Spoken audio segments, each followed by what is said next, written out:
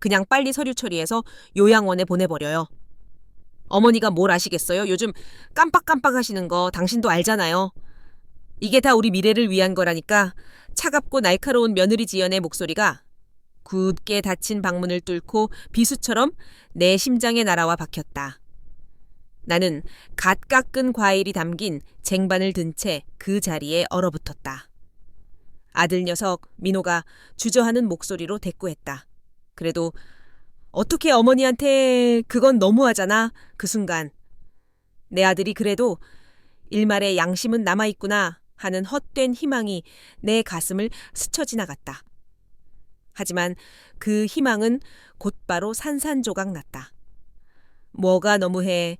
이 건물 우리한테 물려주신다고 입버릇처럼 말씀하셨잖아요.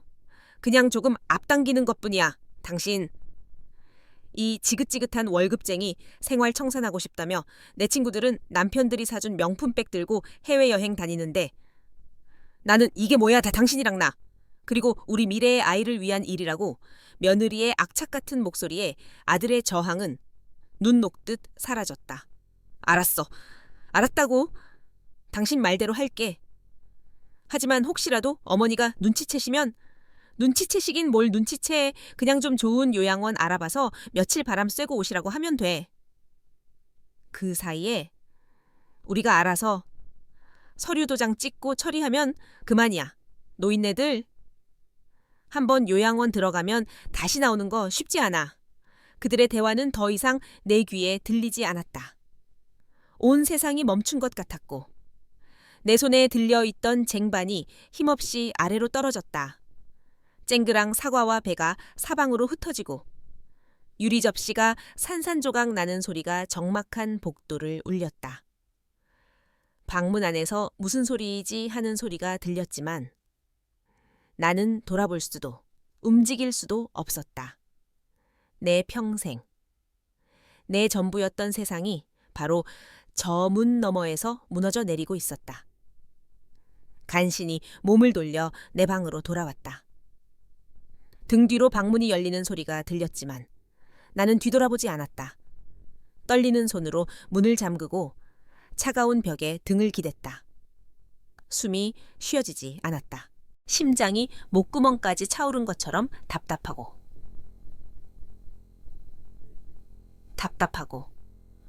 온몸의 피가 역류하는 기분이었다. 조금 전 내가 들은 말이 현실이라는 것을 믿을 수가 없었다. 내 아들, 내가 목숨처럼 사랑하는 단 하나뿐인 내 아들 민호가 나를 요양원에 보내고 내 재산을 가로챌 계획을 세우고 있었다. 그 어여쁘고 상냥하던 며느리 지연이가 그 모든 계획의 주동자였다. 눈물이 쏟아질 법도 한데 이상하게 눈물조차 나지 않았다. 그저 멍하니 텅 빈 벽을 응시할 뿐이었다. 내 기억 속의 민호는 늘 착하고 마음 약한 아이였다. 시장 좌판에서 국밥을 팔아번 돈으로 겨우겨우 대학까지 보냈다. 남편이 일찍 세상을 떠나고 나는 민호 하나만을 바라보며 살았다. 뜨거운 뚝배기에 손을 대고 취객들의 행패를 견뎌내면서도 아들 얼굴 한번 보면 모든 시름이 사라지곤 했다. 아들이 번듯한 회사에 취직하고 어여쁜 며느리까지 얻었을 때 나는 세상을 다 가진 것 같았다. 지연이는 얼마나 싹싹하고 애교가 많았던가. 어머니, 이거 드셔보세요. 피부에 좋은 거예요. 어머니, 주말에 저희랑 같이 온천 가요. 라며 살갑게 굴던 모습이 눈앞에 선했다. 나는 그런 며느리가 고마워서 철마다 보약을 지어주고 아들 몰래 비상금을 털어 용돈을 쥐어주곤 했다. 이 작은 3층짜리 건물을 사게 된 것도 순전히 악착같이 돈을 모은 덕분이었다. 1층에서는 내가 작은 식당을 하고 2층과 3층은 세를 줬다.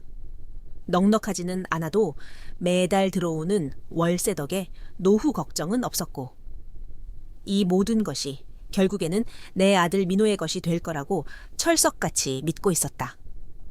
그래서 민호 부부가 결혼할 때 신혼집을 따로 얻을 필요 없이 이 건물 2층 전체를 내주었다.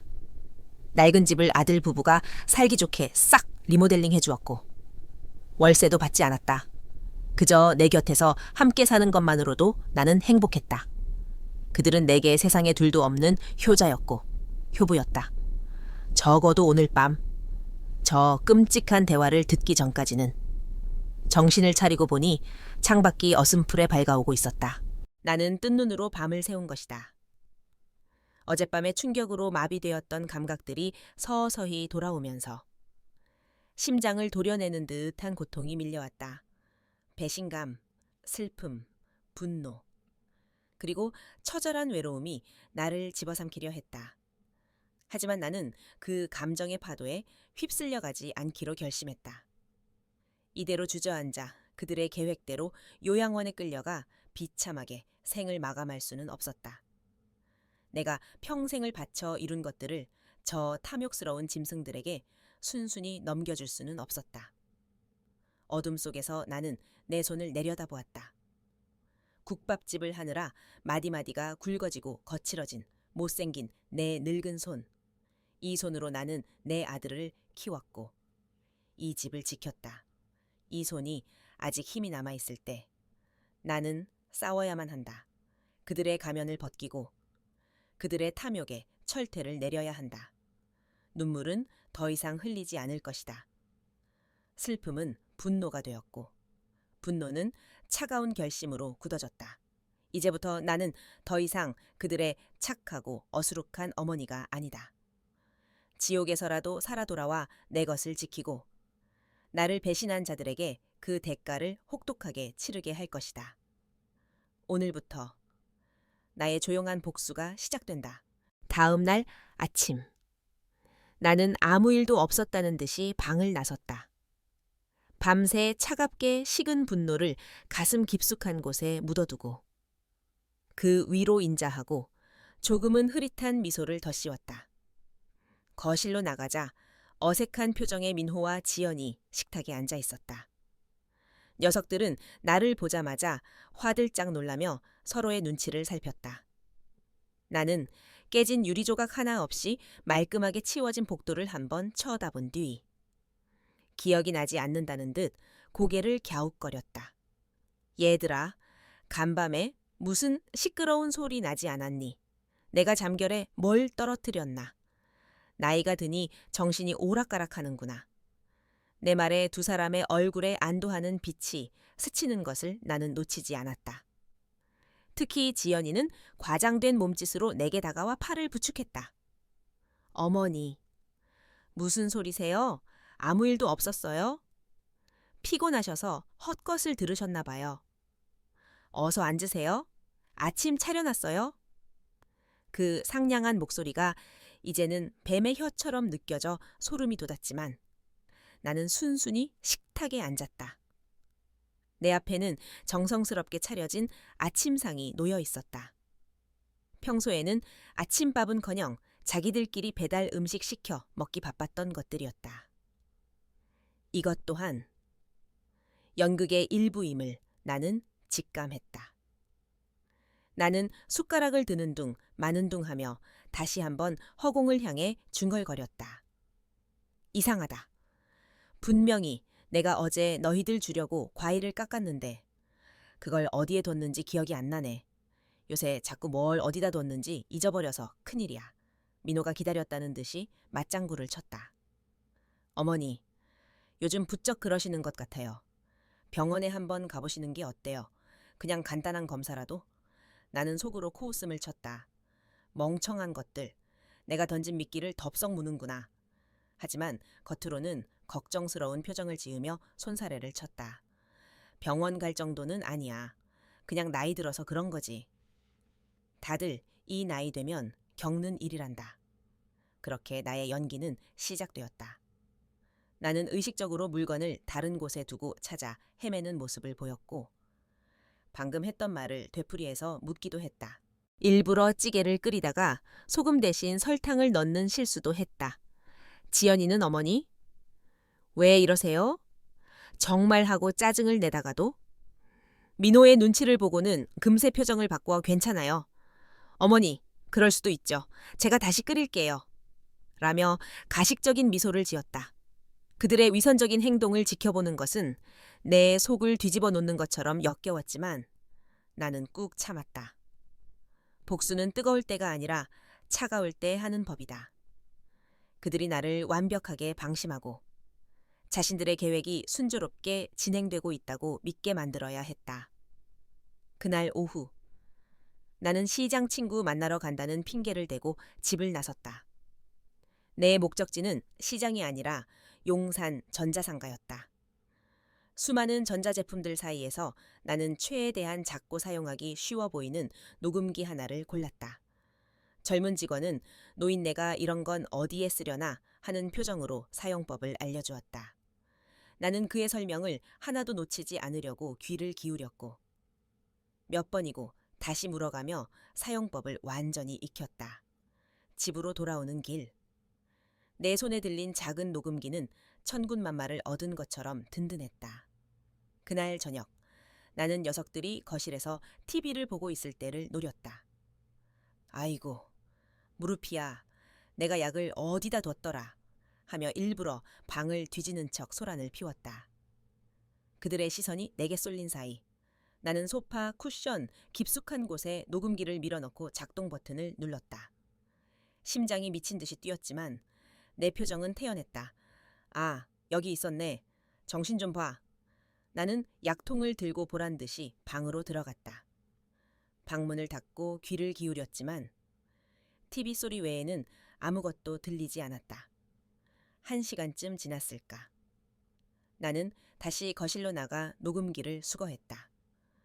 오늘따라 유난히 피곤하구나. 나는 먼저 들어가서서 자야겠다. 너희들도 너무 늦게까지 있지 말고. 자연스러운 연기와 함께 나는 증거물을 손에 넣고 내 방으로 돌아왔다. 떨리는 손으로 이어폰을 귀에 꽂고 녹음된 파일을 재생했다. 처음에는 TV 소리와 의미 없는 대화뿐이었다. 실망감이 밀려올 때쯤 지연이의 목소리가 들려왔다. 어머니, 오늘 정말 이상하지 않았어.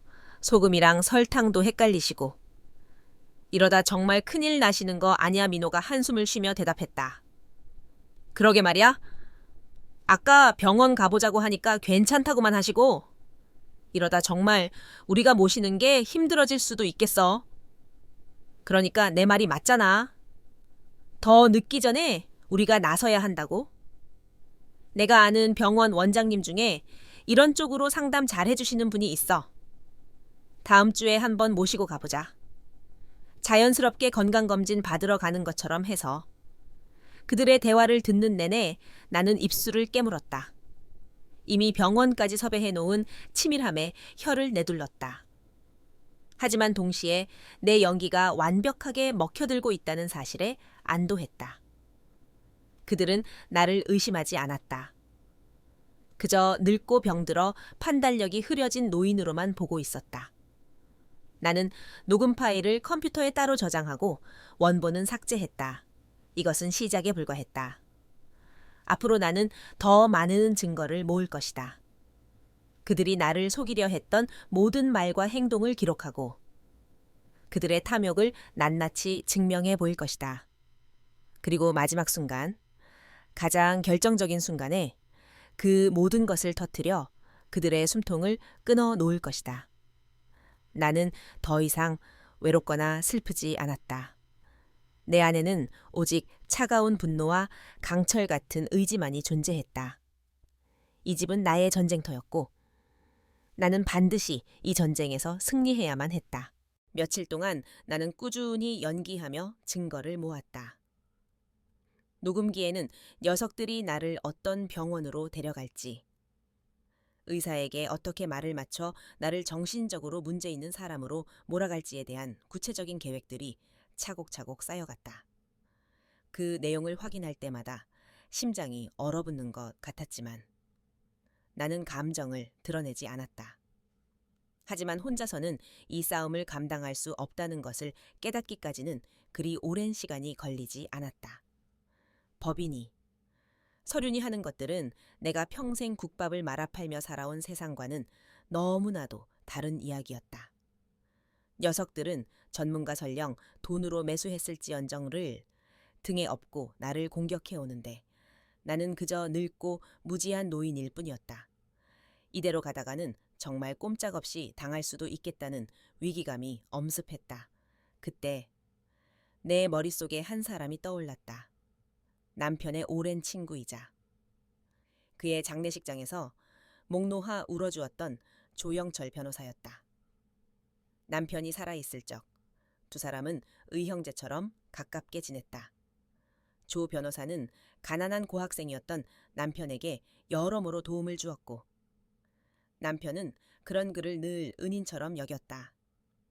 남편이 세상을 떠난 후로는 이런저런 핑계로 연락이 뜸해졌지만 그의 꼬장꼬장한 성품과 불의를 보면 참지 못하는 대쪽 같은 성격만은 뚜렷하게 기억하고 있었다.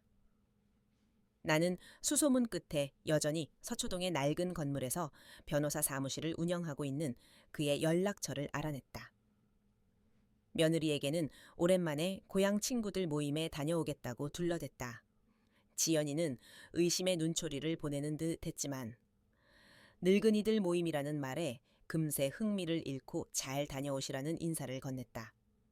조 변호사의 사무실은 세월의 흔적이 고스란히 묻어나는 곳이었다. 삐걱거리는 나무 바닥과 낡은 가죽 소파, 그리고 벽면을 가득 채운 낡은 법률 서적들에서 풍기는 묵직한 종이 냄새가 왠지 모르게 나를 안심시켰다.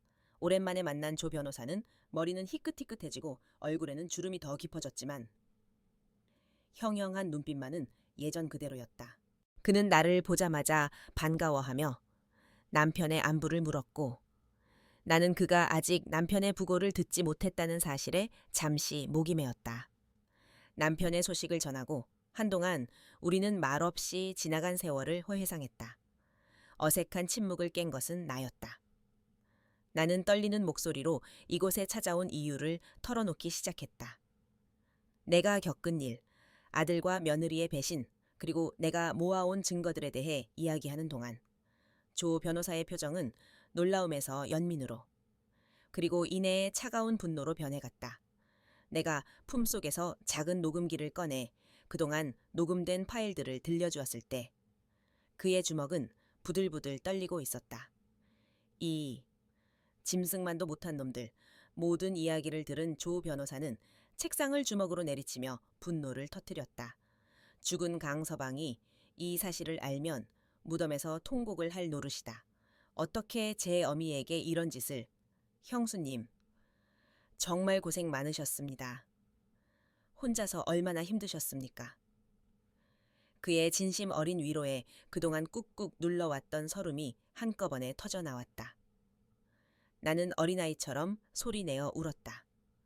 내 편이 있다는 것, 내 이야기를 믿어주는 사람이 있다는 사실만으로도 큰 위안이 되었다. 한참을 울고 난 뒤 조 변호사는 안경을 고쳤으며 단호한 목소리로 말했다. 형수님, 이제부터는 걱정하지 마십시오. 이 늙은 조영철이 형수님 곁에서 싸우겠습니다.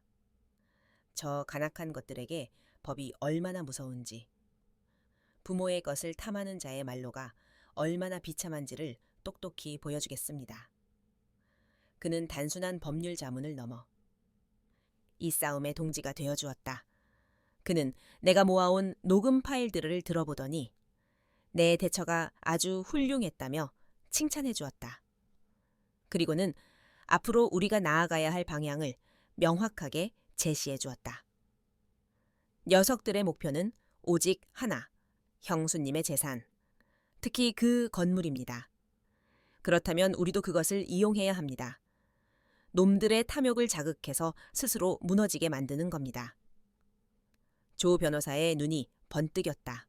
그는 내게 앞으로 어떻게 행동해야 할지 구체적인 계획을 설명해주기 시작했다.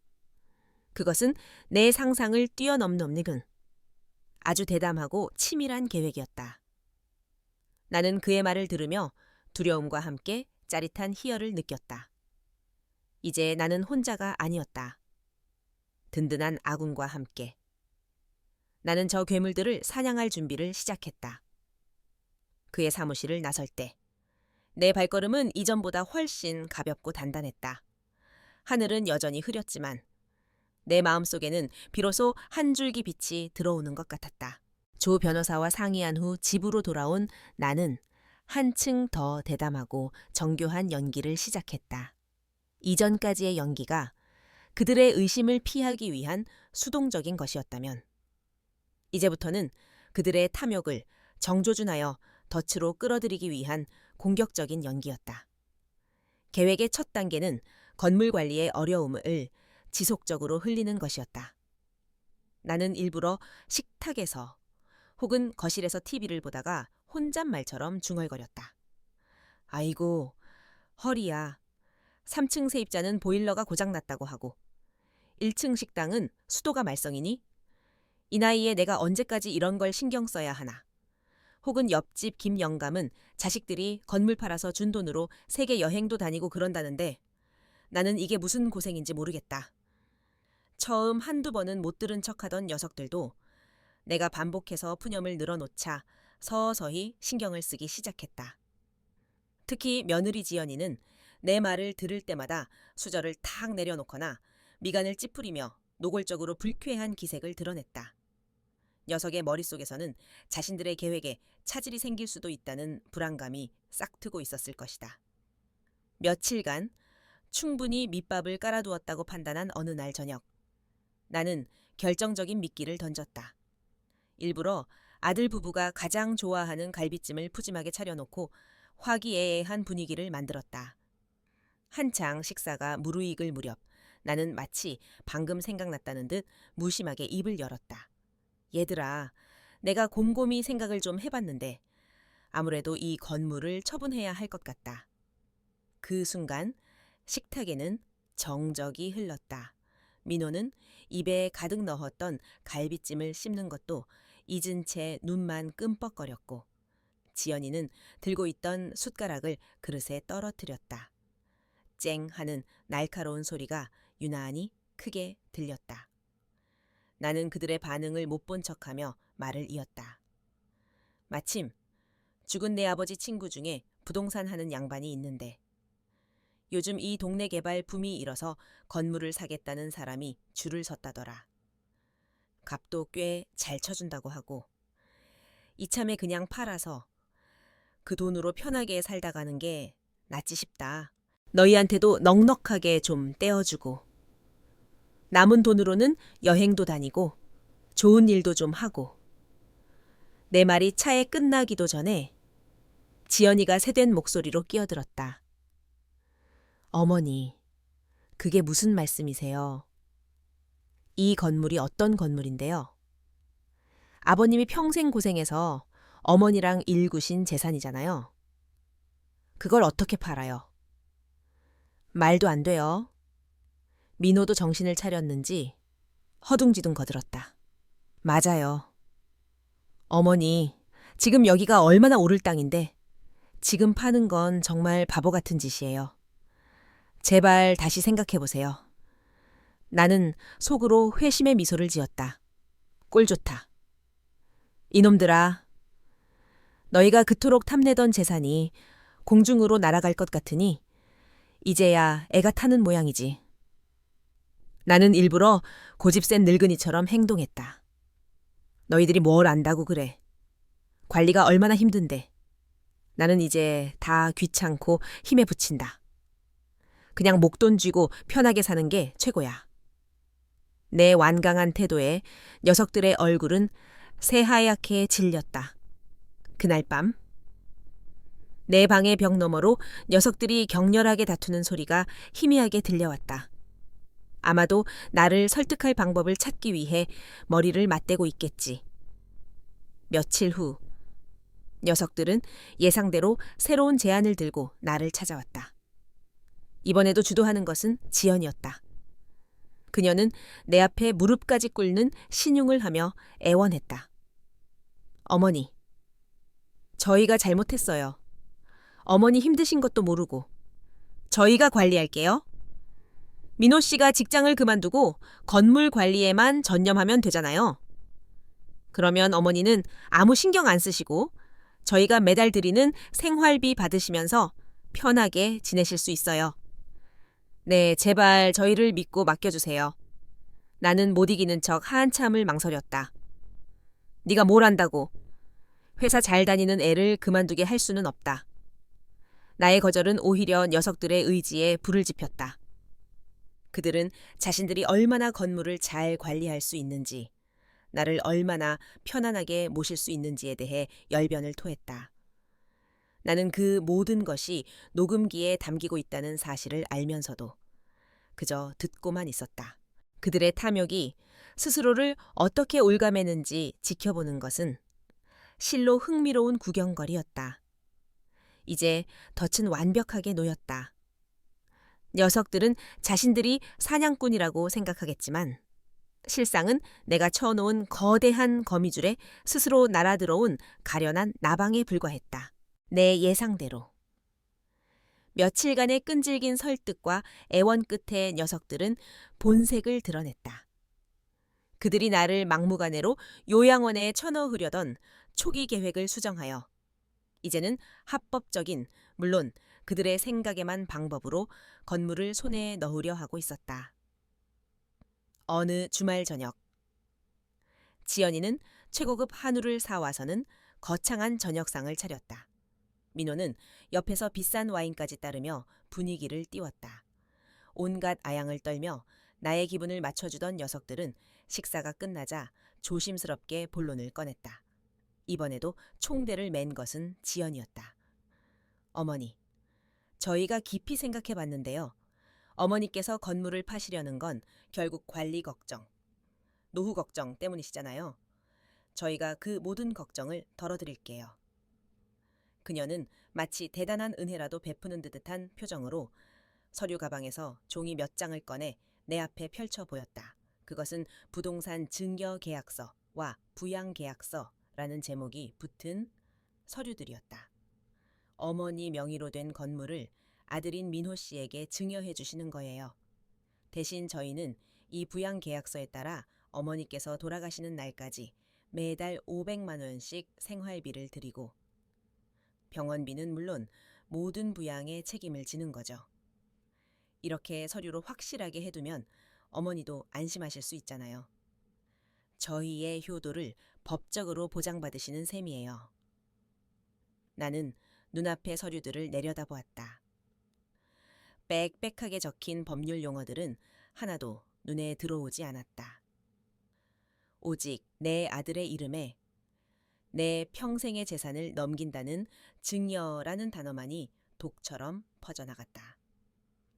나는 속에서 치미는 역겨움을 누르고 세상에서 가장 순진한 노인의 얼굴을 했다. 눈물을 글썽이며 나는 녀석들의 손을 맞잡았다.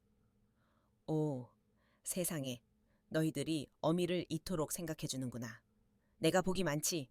정말 이렇게만 해준다면 내가 무슨 걱정이 있겠니? 내 연기에 녀석들은 완벽하게 속아 넘어갔다. 그들의 얼굴에는 승리감과 안도감이 교차했다. 나는 그 기세를 몰아 조 변호사가 일러준 대로 다음 카드를 꺼냈다.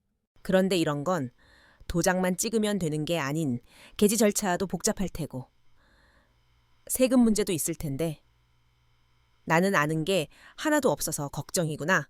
괜히 너희들한테 폐를 끼치는 건 아닌지 모르겠다. 지연이가 기다렸다는 듯이 말했다. 걱정 마세요. 어머니, 저희가 알아서 다 처리할 거예요. 저희가 아는 유능한 법무사님이 계시거든요. 그분께 맡기면 수수료도 저렴하고 일도 아주 깔끔하게 처리해 주실 거예요. 이것이 바로 내가 기다리던 대답이었다. 나는 마지막 쐐기를 받기 위해 가장 순진무구한 표정을 지으며 말했다. 아이고, 그래. 역시 너희들은 똑똑해서 좋구나. 그런데 문득 생각이 났는데 죽은 내 아버지 친구 중에 조영철 변호사라고 있지 않니?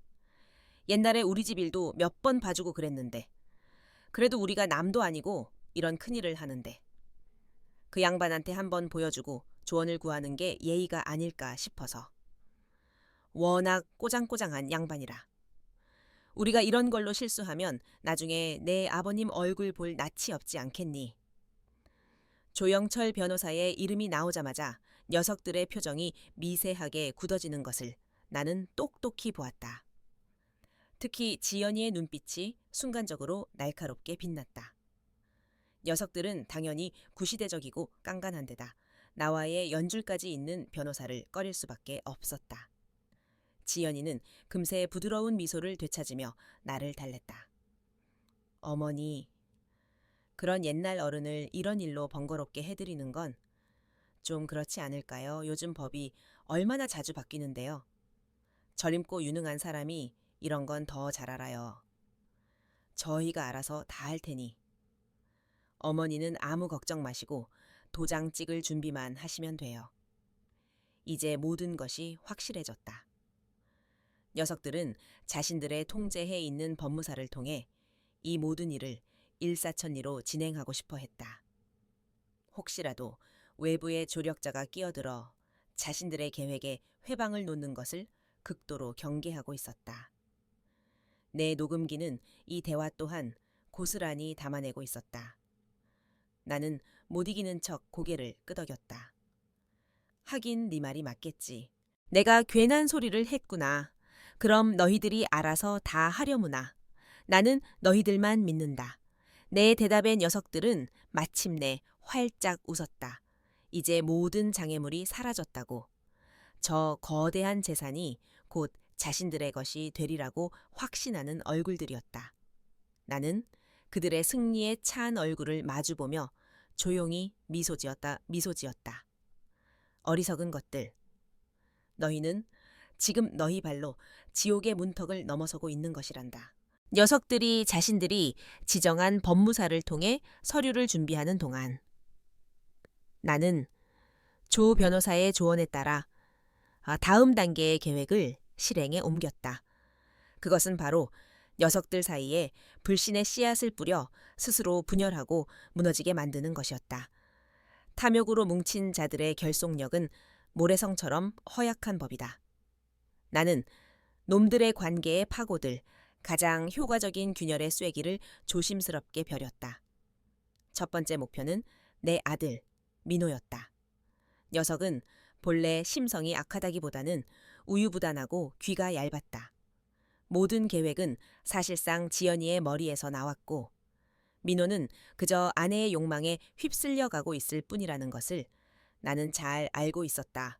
나는 지연이가 백화점에 쇼핑을 간 틈을 타 거실에서 홀로 TV를 보고 있는 아들에게 다가갔다. 그리고는 세상에서 가장 아들을 걱정하는 어머니의 얼굴로 그의 손을 잡았다. 아들아, 엄마는 물론 우리 민호를 믿는다. 그런데 내 처지연이가 워낙 야무지고 똑똑하지 않니? 혹시라도 나중에 이 건물 문제로 네가 지연이한테 휘둘리게 될까봐 그게 조금 걱정이 되는구나. 재산이라는 게 참 무서운 거란다.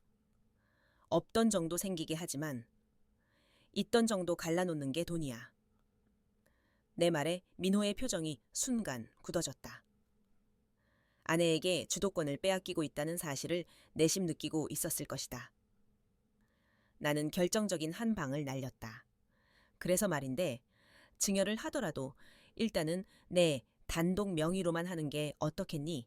지연이도 물론 서운해하겠지만 이건 우리 강씨 집안의 재산이니 그게 맞는 도리 아니겠어. 그리고 혹시 모르니.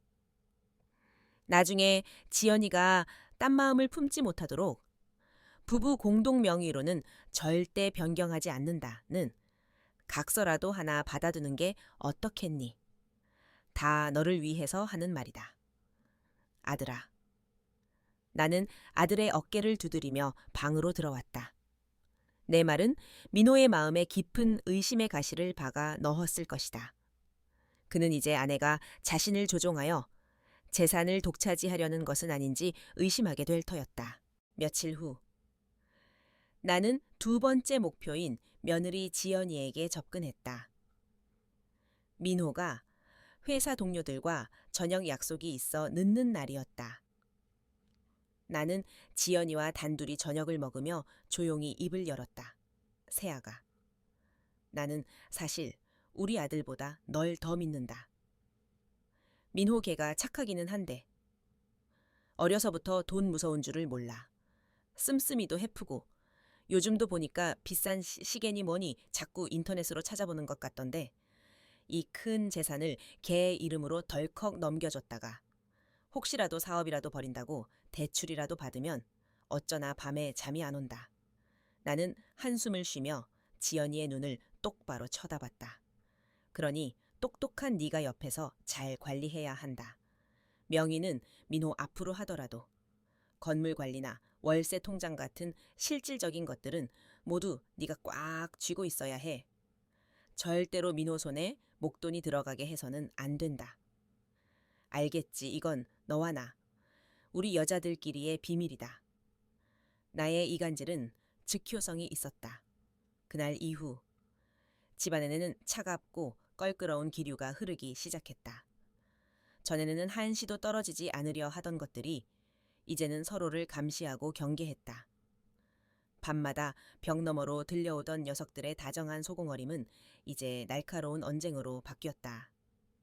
당신, 요즘 나한테 숨기는 거 있어. 왜 자꾸 어머니랑 둘이서만 얘기해? 그럼 당신은 당신이야말로 어머니 앞에서 알랑거리면서 무슨 꿍꿍이야 이 집안 재산. 당신 혼자 다 가질 생각하지 마. 뭐 당신이야말로 내 돈 가지고 어디다 쓰려고 나는 내 방 침대에 누워 그들의 다툼을 자장가처럼 들으며 차갑게 미소 지었다. 어리석은 것들, 이미 너희의 손에 들어온 재산인 양 서로 자기 몫을 챙기려 으르렁거리는 꼴이라니. 나는 그저 작은 돌멩이 몇 개를 던졌을 뿐인데 저렇게 쉽게 무너져 내리는 관계였다. 그들의 탐욕이 서로를 향한 칼이 되어 심장을 겨누고 있었다. 이제 놈들은 서로를 견제하느라 정작 자신들의 목에 드리워진 올가미는 눈치채지 못할 것이다. 모든 것이 내 계획대로, 아니, 조 변호사의 완벽한 각본대로 흘러가고 있었다. 아들과 며느리가 서로를 물어뜯으며 자신들이 파놓은 함정에 정신이 팔려 있는 동안 나와 조 변호사는 물밑에서 분주하게 움직였다. 녀석들이 가짜 법무사를 내세워 가짜 효도 계약서를 만드는 동안 우리는 진짜 법의 힘을 빌려 철옹성을 쌓아 올리고 있었다. 이것은 내 인생의 마지막이자 가장 중요한 서명들이 될 터였다. 나는 다시 한번 조 변호사의 사무실을 찾았다. 이번에는 감상해졌거나 눈물을 흘리지 않았다. 내 눈빛은 차갑고 단단했고 내 걸음걸이에는 망설임이 없었다. 조 변호사는 나를 위해 완벽한 법적 장치들을 모두 마련해 놓았다. 그의 책상 위에는 내 미래와 내 평생의 노력을 지켜줄 두툼한 서류 뭉치들이 놓여 있었다. 첫 번째는 바로 나의 새로운 유언장이었다. 조 변호사는 유언장의 내용을 하나하나 짚어가며 내게 설명해 주었다. 그것은 단순한 유언이 아니라 나의 의지를 사후에도 관철시킬 강력한 법적 구속력을 지닌 문서였다. 유언장의 핵심 내용은 이러했다. 나의 사후, 나의 모든 재산 건물을 포함하여 은아들 민호에게 직접 상속되지 않는다. 대신 모든 재산은 조 변호사가 지정하는 신탁회사에서 관리하는 유언 대용 신탁으로 귀속된다. 아들 민호는 상속인이 아닌 신탁의 수익자로서 매달 기본적인 생활을 유지할 수 있는 최소한의 금액만을 지급받는다. 사치스러운 생활은 꿈도 꿀 수 없는, 그저 굶어 죽지 않을 정도의 돈이었다. 그리고 그 돈을 받기 위한 조건은 더욱 가혹했다. 민호는 반드시 매년 정해진 날짜에 나와 제 남편의 기일과 생일에 성묘를 와서 직접 묘를 돌봐야만 했다. 그 의무를 다했다는 것을 사진으로 찍어 신탁회사에 증명해야만 다음 달 생활비를 받을 수 있었다. 살아생전에는 지겹도록 효자 연기를 하던 녀석에게 죽어서라도 진짜 효도의 의무를 지게 만든 것이다. 만약 이 의무를 저버릴 시 생활비 지급은 즉시 중단되었다. 그리고 건물에서 나오는 임대료 수익의 대부분은 내가 평생 소원했던 대로 가난하고 배우지 못한 아이들을 위한 장학재단에 기부하도록 명시했다. 조 변호사는 유언장 말미에 내가 왜 이런 결정을 내렸는지를 설명하는 부속 서류를 첨부했다. 거기에는 아들의 무분별한 판단력과 배우자의 과도한 탐욕으로부터 내 평생의 유산을 지키기 위한 고뇌에 찬 어미의 마지막 결단임을 분명히 밝혔다. 나는 떨림 없는 손으로 유언장의 모든 페이지마다 내 이름 석자, 박순자를 정성 들여 썼다. 이것은 아들에 대한 마지막 애증의 표현이었다. 녀석을 완전히 내치지는 않되, 녀석이 그토록 탐냈던 돈이 아니라 평생 짊어져야 할 책임을 물려주는 것, 그것이 나의 방식이었다. 두 번째 서류 뭉치는 훨씬 더 대담한 것이었다. 그것은 바로 부동산 매매 계약서였다. 조 변호사는 나를 위해 서류상으로만 존재하는 특수 목적법인, 즉 유령회사를 하나 설립했다. 나는 내 소유의 건물을 이 유령회사에 파는 형식의 계약서에 서명했다. 물론 실제로 돈이 오가는 거래는 아니었다. 하지만 법적으로는 완벽하게 소유권이 이전되는 합법적인 매매 계약이었다. 이 계약의 목적은 두 가지였다. 첫째, 녀석들이 자신들의 계획대로 증여 절차를 밟으려 등기소에 갔을 때 이미 건물의 소유주가 내가 아니라는 사실을 알게 될 것이다.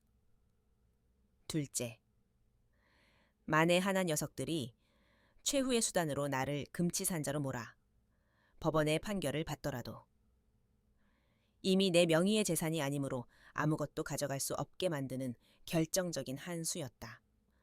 모든 서류에 서명을 마치고 도장을 찍었을 때 나는 거대한 산을 하나 넘은 듯한 기분이었다. 이제 모든 법적 준비는 끝났다.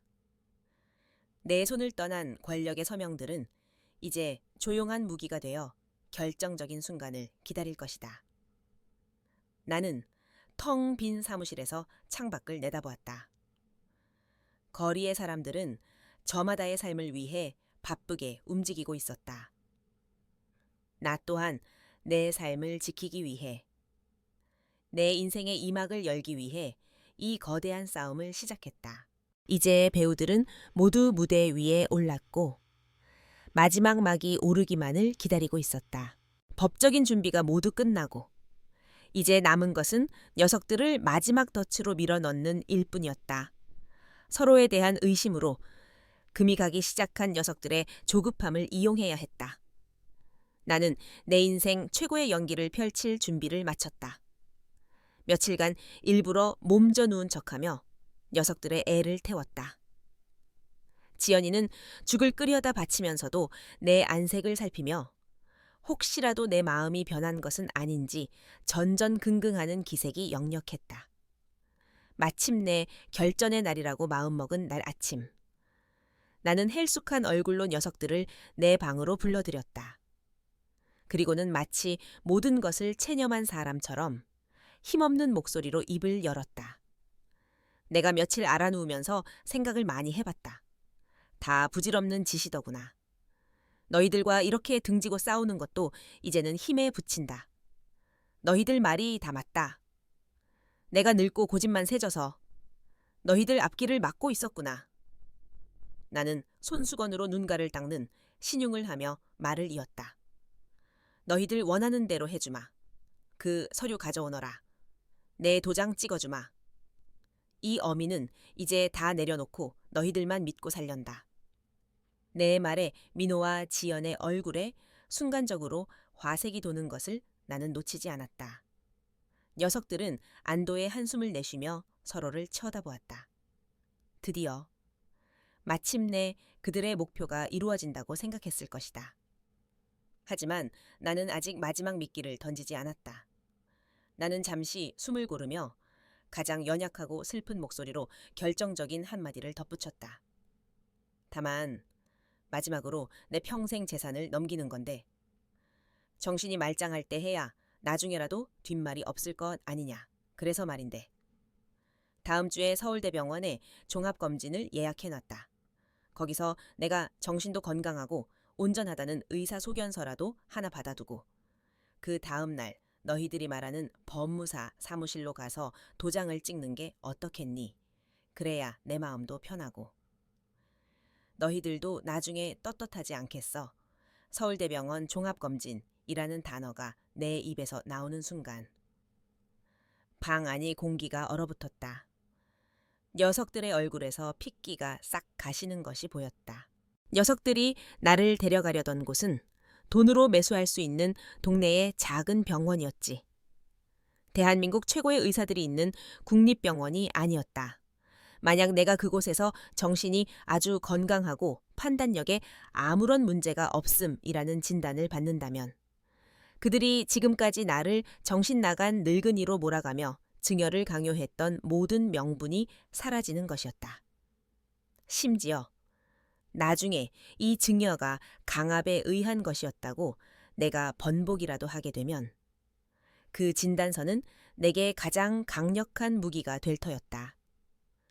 녀석들은 그들이 판 함정의 입구에서 자신들의 목을 겨누는 칼날을 발견한 셈이었다. 지연이가 당황한 목소리로 더듬거리며 말했다. 어머니, 굳이 그렇게 큰 병원까지 가실 필요가 그냥 저희가 아는 병원에서 간단하게 나는 그녀의 말을 잘랐다. 아니다. 이왕 하는 거 확실하게 해야지. 이미 예약까지 다 해놨다. 그러니 다음 주까지만 기다리거라. 나는 단호하게 말하고는 피곤하다며 이불을 뒤집었었다. 방을 나가는 녀석들의 발걸음에서는 다급함과 불안함이 묻어났다. 그날 밤 나는 잠을 이루지 못했다. 벽 너머에서는 녀석들이 속삭이며 다투는 소리가 밤늦도록 이어졌다. 나는 그들이 무슨 결정을 내릴지 이미 알고 있었다. 그들에게 남은 선택지는 단 하나뿐이었다. 내가 병원에 가기 전에 법의 힘을 빌려 나를 무력화시키는 것, 즉 나에 대한 성년후견 개시 심판을 법원에 청구하는 것이었다. 자신들이 그동안 모아온 나의 이상 행동에 대한 증거들, 소금과 설탕을 헷갈린 일, 물건을 잃어버린 일 등을 제출하여 내가 스스로 재산을 관리할 능력이 없는 사람이라고 주장할 터였다. 다음 날 아침, 집안은 폭풍전야처럼 고요했다. 녀석들은 내 눈치를 보며 아무 말도 하지 않았지만 나는 그들의 눈빛에서 밤새 내린 결연한 결심을 읽을 수 있었다. 점심 무렵 두 사람은 정장을 차려입고 집을 나섰다. 아마도 법원으로 향하는 것이리라. 나는 창밖으로 그들의 차가 사라지는 것을 조용히 지켜보았다. 어리석은 것들. 이제 너희는 스스로 호랑이 굴로 걸어 들어가는구나. 조 변호사에게서 모든 준비가 끝났다는 문자를 받고 나는 조용히 수화기를 들었다. 이제 이 지긋지긋한 연극의 마지막 막을 올릴 시간이었다. 일주일 후 나는 가정법원 조정실에 앉아 있었다. 맞은편에는 아들 민호와 며느리 지연, 그리고 그들의 변호사가 나란히 앉아 있었다.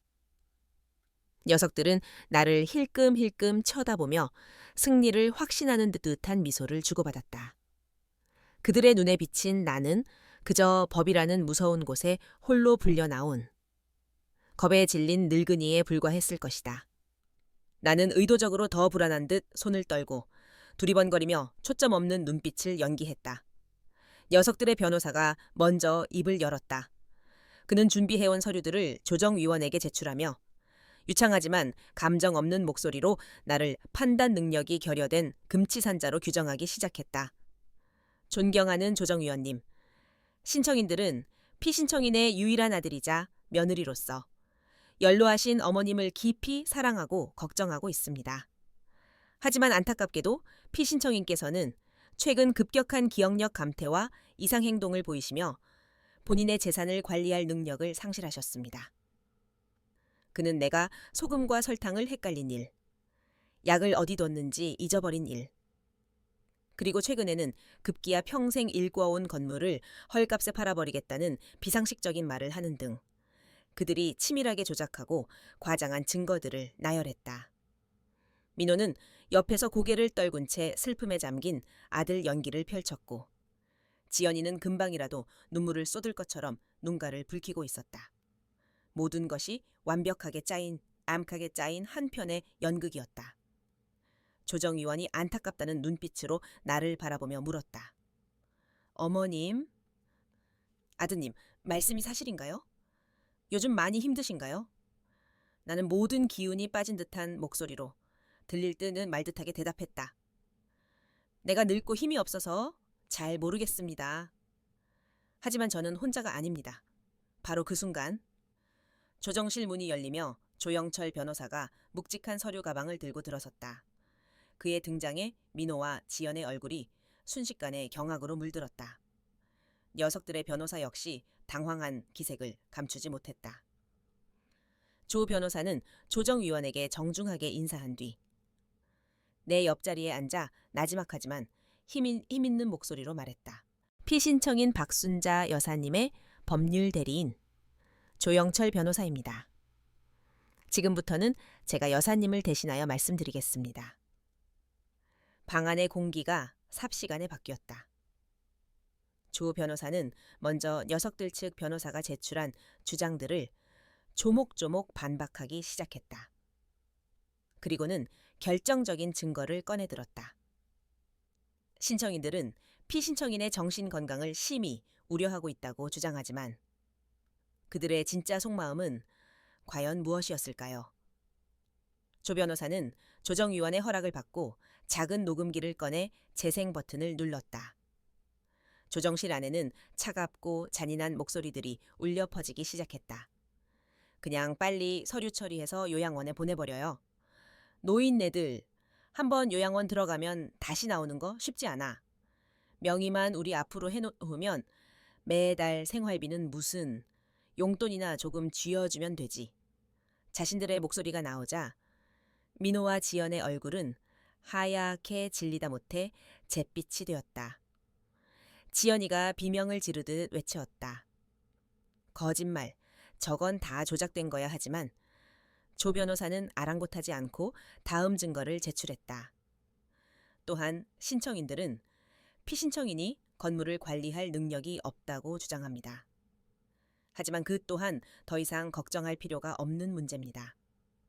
그는 서류 가방에서 등기부등본과 부동산 매매 계약서를 꺼내 보였다. 보시다시피 박순자 여사님께서는 이미 한 달 전에 해당 건물의 소유권을 합법적인 절차를 통해 푸른솔 자산관리 법인에 매각하셨습니다. 따라서 피신청인은 현재 관리해야 할 부동산을 소유하고 있지 않습니다. 쿵 하고 내 마음속에서 거대한 돌덩이가 떨어지는 소리가 들렸다. 민호는 넋이 나간 사람처럼 허공을 응시했고 지연이는 믿을 수 없다는 듯 서류를 뚫어져라 쳐다봤다. 그들이 그토록 손에 넣고 싶어 했던 황금알을 낳는 거위가 이미 날아가 버린 것이다. 그들의 성년후견 신청은 이제 그 명분 자체를 잃어버렸다. 모든 것이 끝났다. 녀석들의 탐욕스러운 계획은 산산조각이 났다. 조정위원은 차가운 눈으로 녀석들을 바라보았고 그들의 변호사는 고개를 숙인 채 아무 말도 하지 못했다. 나는 자리에서 조용히 일어섰다. 더 이상 연약한 노인의 모습이 아니었다. 나는 내 평생 처음으로 녀석들을 진고도 연민도 아닌 텅 빈 눈으로 바라보았다. 그리고는 내뱉었다. 나는 너희에게 내 인생 전부를 주었다. 하지만 너희는 내 영혼까지 원했지. 너희가 스스로 쟁취한 그 무위우애를 마음껏 누리거라. 나는 조 변호사와 함께 미련 없이 조정실을 걸어 나왔다. 등 뒤에서 지연이의 악에 바친 울음소리가 희미하게 들려왔지만 나는 뒤돌아보지 않았다. 마침내 길고 지독했던 연극의 막이 내렸다. 법원에서 나온 날. 하늘은 이상하리만치 맑았다. 나는 조 변호사와 함께 근처의 작은 식당에 들어가 뜨끈한 국밥을 시켰다. 내가 평생을 끓여왔던 바로 그 음식이었다. 한 숟갈을 뜨자 뜨거운 김과 함께 그동안 억눌렀던 모든 감정이 녹아내리는 듯했다. 그것은 승리의 맛이 아니었다. 내 자식의 장례를 치른 후 먹는 쓰디쓴 밥의 맛이었다. 그날 이후 내 삶에서 아들과 며느리는 완벽하게 지워졌다. 소문에 의하면 녀석들은 법원을 나오자마자 서로의 탓을 하며 머리채를 잡고 싸웠다고 했다. 서로를 향한 불신과 탐욕으로 맺어진 그들의 관계는 결국 파국을 맞았다. 얼마 지나지 않아 녀석들은 이혼했고 지연이는 위자료 한 푼 받지 못한 채 쫓겨나듯 떠났다고 들었다. 민호는 다니던 회사에서도 횡령 혐의로 조사를 받다 결국 불명예스럽게 퇴직했다. 모든 것을 잃은 녀석은 술로 세월을 보낸다는 소식이 간간히 들려왔지만 나는 더 이상 찾아보지 않았다. 내 마음속에서. 아들 강민호는 그날 법정에서 죽었다. 나는 혼자가 되었다. 하지만 이상하게도 외롭지 않았다. 오히려 족수애처럼 나를 올가매던 무거운 짐을 내려놓은 것처럼 홀가분했다. 조 변호사의 도움을 받아 나는 모든 것을 제자리로 돌려놓았다. 유령 회사에 팔았던 건물은 다시 내 명의로 돌아왔고 나는 그 건물의 온전한 주인이 되었다. 하지만 이제 돈은 더 이상 내게 자식을 위한 유산이 아니었다. 그것은 오롯이 나, 박순자의 남은 인생을 위한 미천이자 세상을 향한 작은 보답의 도구였다. 나는 가장 먼저 평생 가보지 못했던 제주도로 혼자 여행을 떠났다. 비행기 창문 너머로 보이는 푸른 바다를 보며 나는 어린아이처럼 설렜다. 성산 일출봉에 올라 거친 바람을 맞으며 나는 과거의 나를 그곳에 모두 날려 보냈다. 식당 주방의 기름 냄새 대신 짠내 섞인 바다 내음을 맡으며 나는 비로소 내 인생의 이막이 시작되었음을 실감했다. 여행에서 돌아온 나는 동네 문화센터에 등록했다. 젊어서부터 배우고 싶었지만 먹고 사느라 엄두도 내지 못했던 서예를 배우기 시작했다.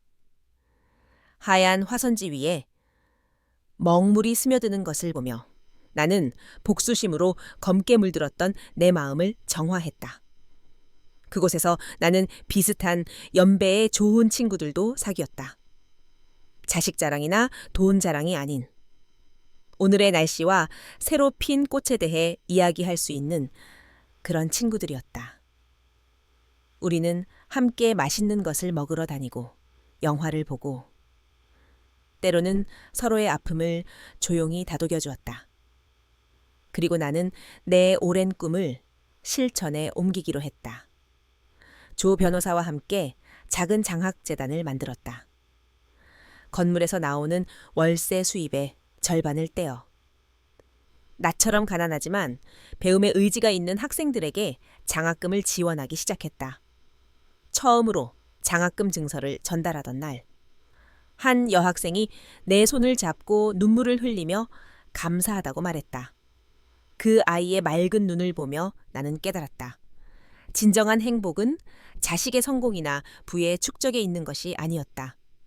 누군가에게 대가 없는 사랑과 기회를 나누어 주는 것.